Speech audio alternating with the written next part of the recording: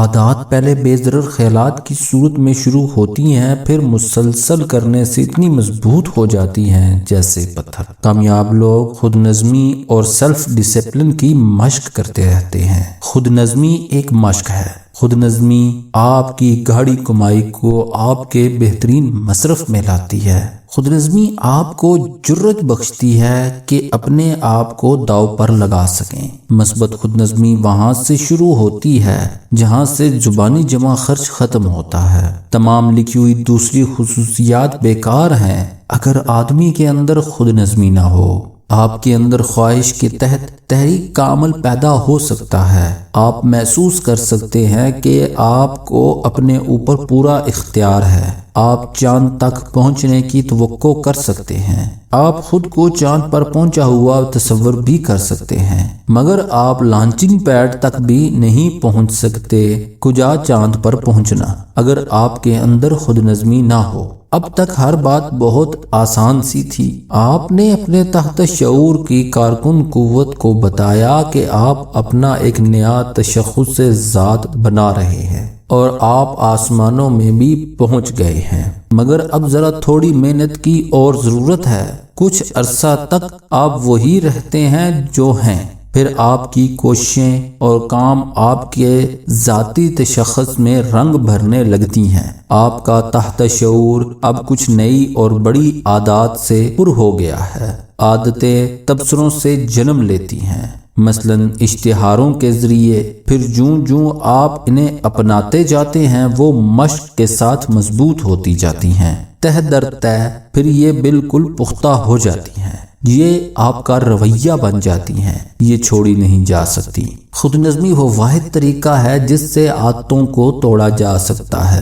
خود نظمی کے ذریعے ہی آپ اپنے ذاتی تشخص میں دیر پا تبدیلی لا سکتے ہیں۔ خود نظمی آپ کو اپنے مقاصد میں کامیاب کرتی ہے۔ خود نظمی ایک ذہنی پریکٹس یا مشق ہے۔ جو خیالات ذہن میں ہوں گے ان کے لیے خود کو وقف کر دینا خود نظمی ہے۔ خود نظمی آپ کو ہر لمحہ بتاتی رہتی ہے، الفاظ کے ذریعے، تصویروں کے ذریعے، نظریات کے ذریعے، جذبات کے ذریعے کہ آپ اپنی تمام کی تمام ذاتی فتوحات حاصل کرنے چلے جا رہے ہیں۔ کامیاب لوگ ہمیشہ میدان سے باہر بھی خود نظمی کی مشق کرتے رہتے ہیں۔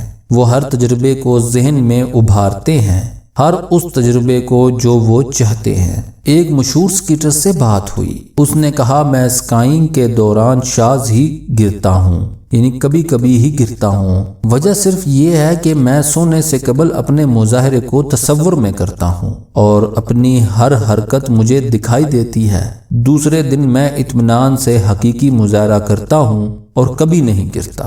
وہ کام جسے آپ کو حقیقی زندگی میں آنے والے دنوں میں کرنا ہے، اگر اسے تصور میں آپ کرتا ہوا دیکھیں تو اس کے سارے مراحل آپ پر روز روشن کی طرح عیاں ہو جاتے ہیں، اور پھر جب اسے حقیقت میں کرتے ہیں تو یہ مراحل اجنبی نہیں لگتے۔ اس سے آپ کے اندر خود اعتمادی ابھرتی ہے اور خوف پر قابو پانے میں مدد ملتی ہے۔ کام کو پہلے اندر کرنا سیکھیں پھر باہر۔ خود نظمی ایک ایکشن ہے۔ کامیاب آدمی اس کے ذریعے اپنے آپ کو آنے والے مرحلوں کے لیے تیار کرتا ہے۔ انہیں معلوم ہے کہ تصور اس کائنات کی ایک بڑی طاقت ہے۔ کامیاب لوگ کبھی کسی کام سے ہاتھ نہیں اٹھاتے، وہ کبھی نہیں تھکتے، وہ گرتے ہیں، اٹھتے ہیں، اپنے کپڑے جھاڑتے ہیں اور پھر اسی کام پر لگ جاتے ہیں، اس بار زیادہ بہتر طریقے سے کرنے کے لیے۔ جینے کے لیے اپنے اندر نظم و ضبط ابھاریں۔ ہر کام سے قبل ذہن کے اندر وہی کام کریں۔ یہ مشق سونے سے قبل کریں۔ جیتنے کو ایک عادت بنا لیں، کھونے کے لیے ذرا سا بھی وقت نہیں ہے۔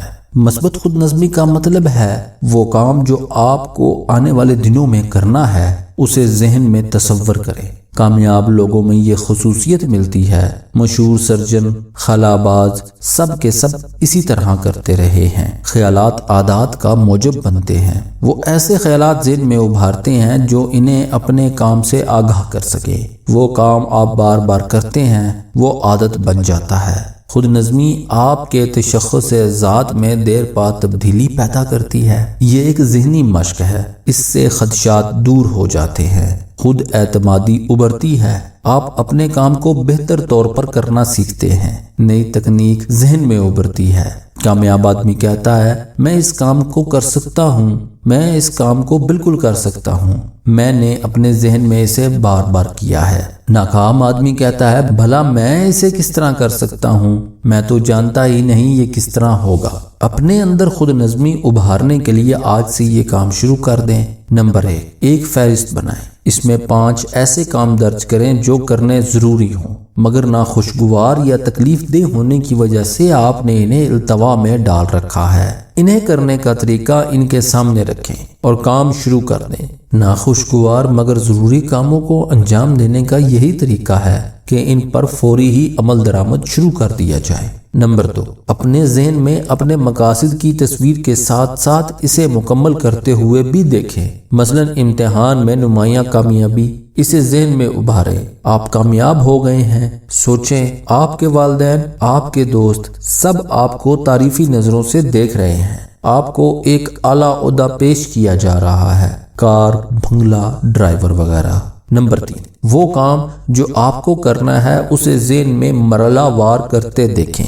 مثلا حساب میں آپ کمزور ہیں، آپ کا مقصد ہے حساب میں کامیابی، یہ آپ کی منزل ہے۔ اب سوچیں پہلا مرحلہ، آپ روزانہ صبح اٹھ رہے ہیں، کتاب، قلم، کاپی آپ کے سامنے ہے، آپ اوسط نکالنے کا قاعدہ سیکھ رہے ہیں، سوال کر رہے ہیں، ذہن میں بٹھا رہے ہیں، کئی سوال کر چکے ہیں، آپ نے سیکھ لیا ہے کہ اوسط کس طرح نکالتے ہیں۔ یہ ایک ذہنی تربیت ہے، کل صبح آپ اسی طرح کریں گے۔ آپ کے لیے یہ نئی بات نہیں ہے، آپ ترقی کر رہے ہیں، محنت کر رہے ہیں، آپ کی منزل آپ کے نزدیک ہوتی جا رہی ہے۔